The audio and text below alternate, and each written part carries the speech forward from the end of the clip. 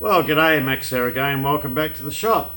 So, this will be part one in a two-part series. What we've got to reproduce is this shoulder bolt pin here. It's actually a shoulder pin. This one is a very old one, and yeah, we'll swing you down and take a bit of a close-up of what we've got to do. Right, so this is the part that we have to reproduce. I know what it's out of, I know where it goes, and that allows me then to make a good educated guess on the required tolerances and materials. This is very old, this one. This was made in one of our automotive factories, General Motors Holden. There's some interesting stamping marks on the back of it. I'll just say it's out of a tractor. It's not actually out of a tractor, but it's out of a tractor as far as our description goes. So, yeah, made by General Motors Holden. So, most people will be aware of what the big automotive companies and the big engineering companies used to make through the 1940s. So we'll leave it at that. Let's find some material and crack on. Let's see what the sole is doing today. 12.3 kilowatts, that's not too bad. Not sure what it's like outside, shall we have a look? Patchy cloud today.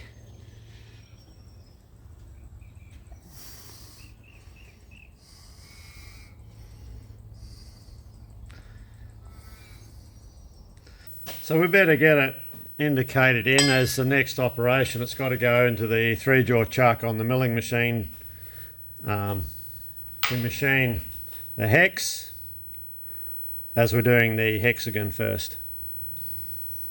Reason why we're doing the hexagon first is so when we go to do the thread, the British Standard Fine thread on this part, we can use the nut as a gauge. Now this is one of those jobs where you've got a thread straight up to a shoulder, and the amount left for a thread relief is equivalent to 1 pitch. So it's an 11 TPI thread. So yeah, there's nothing there to give you time to pull out. So anyway, we'll get there. Let's get this indicated in. It just took me forever and a day to go and find my indicator. I've got this great, fucking talking, I forgot which way it was going. I've got this great plan of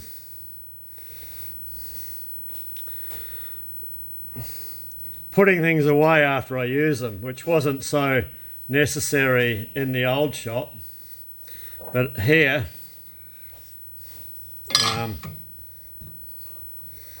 it is, because the shop's much bigger and you end up walking around in circles for ages looking for crap.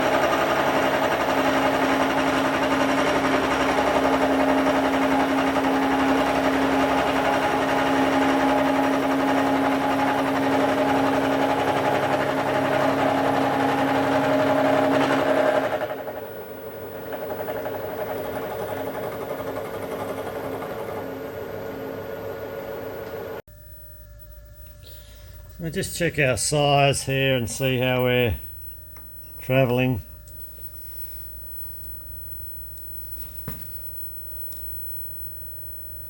.43, close enough to 43.5.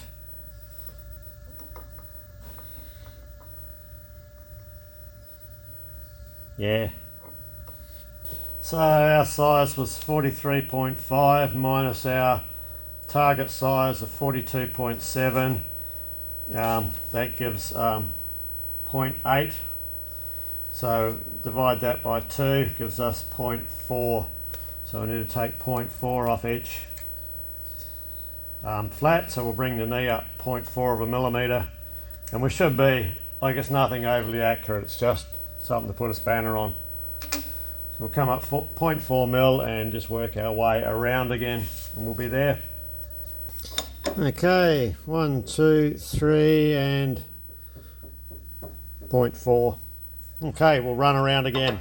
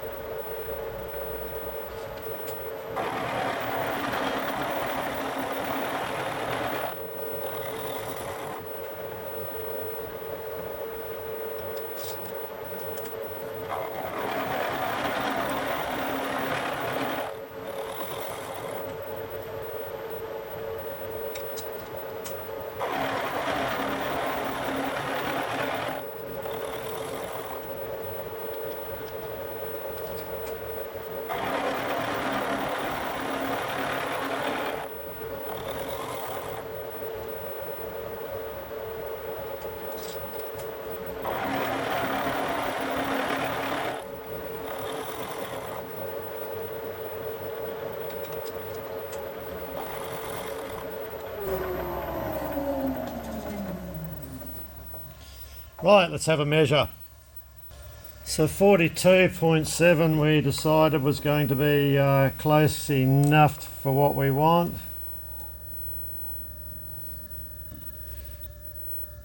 And that's close enough.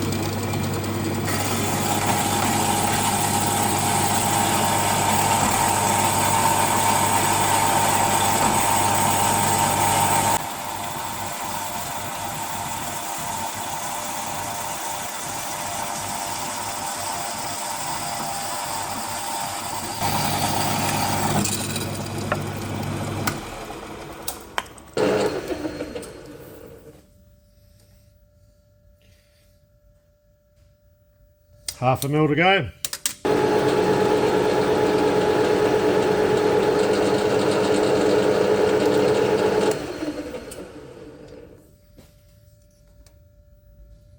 That's where we need to be.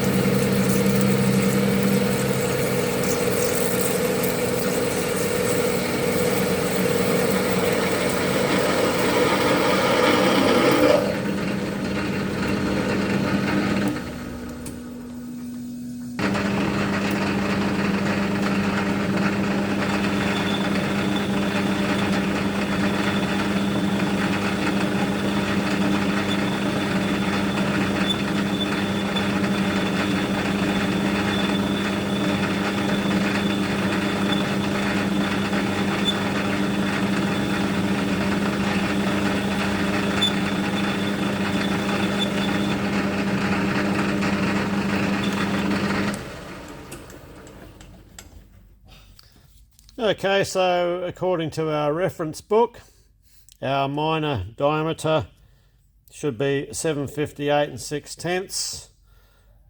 We've added a little bit of clearance to it because the book doesn't have the clearance, so we've bought it to 760.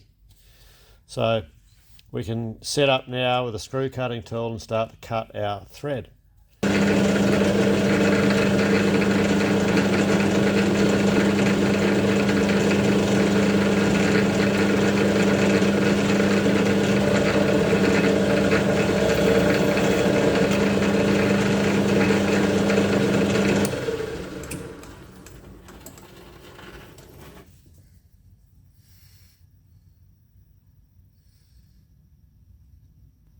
And we're cutting 11 TPI as required. And my Cool for Cats workbench that can never get cluttered up with crap. Ha! One day we'll get a top on it.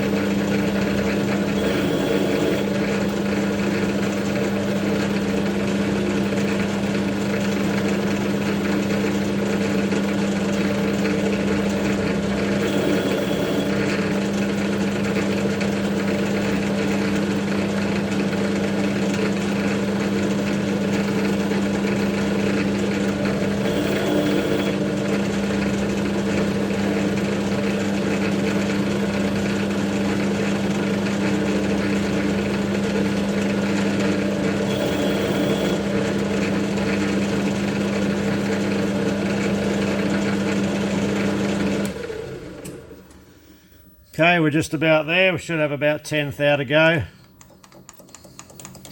I've got a tap here just to use as a gauge. So.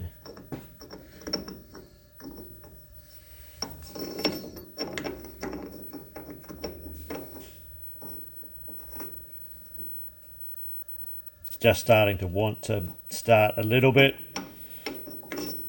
So we'll carry on. We'll take our remaining 10th thou out. Lube.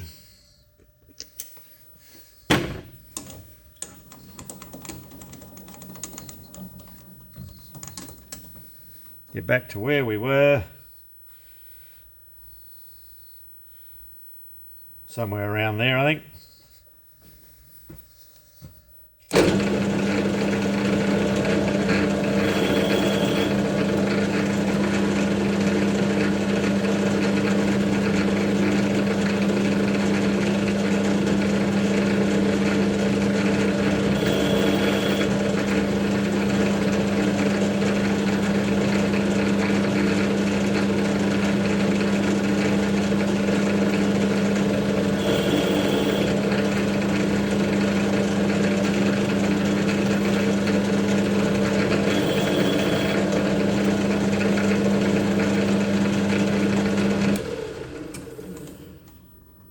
So we're going to be pretty close.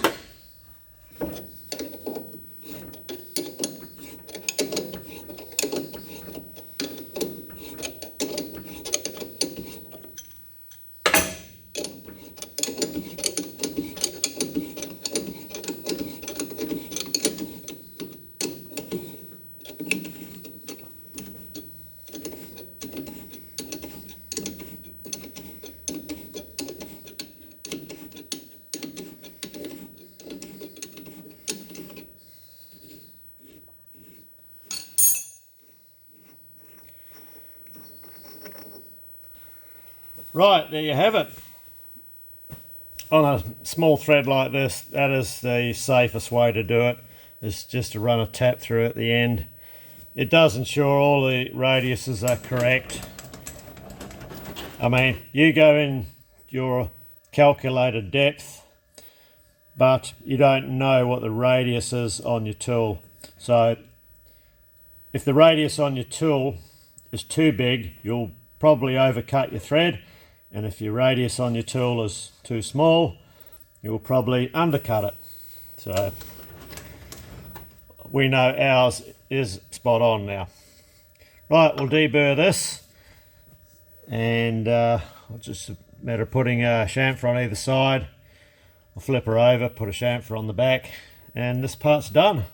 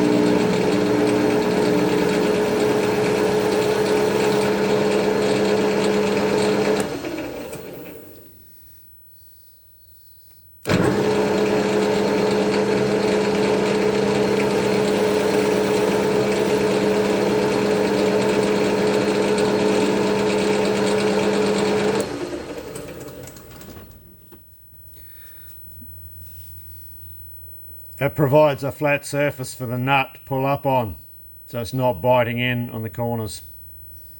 So I'll flip around and do a chamfer on the other side.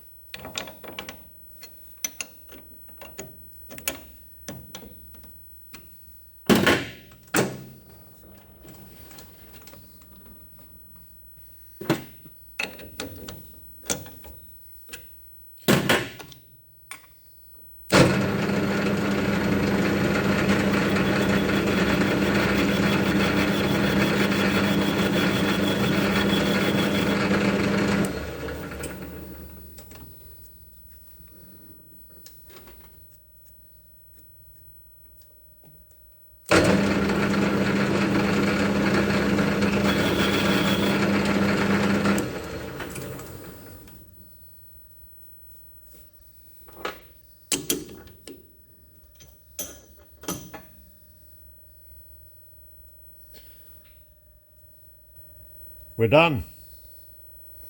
We just give this a very quick rub over with the Scotch-Brite wheel, and let's get our shaft made now.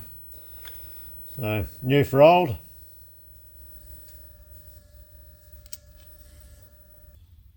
Oh well, we better bring this one to a close here.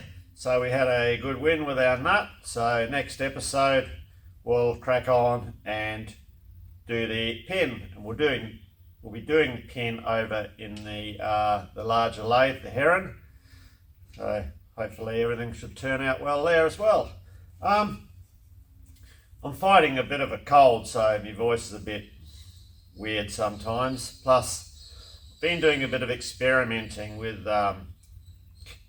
cameras and sound and that. So this video was completely recorded on my phone only, and others I've mixed it with the GoPro and the remote mic and the phone. So I'm just doing a bit of experimentation to sort of work out what works best where. So I am getting some improvements in my results, I feel, but so we'll keep on moving, or trying to move in a forward direction there.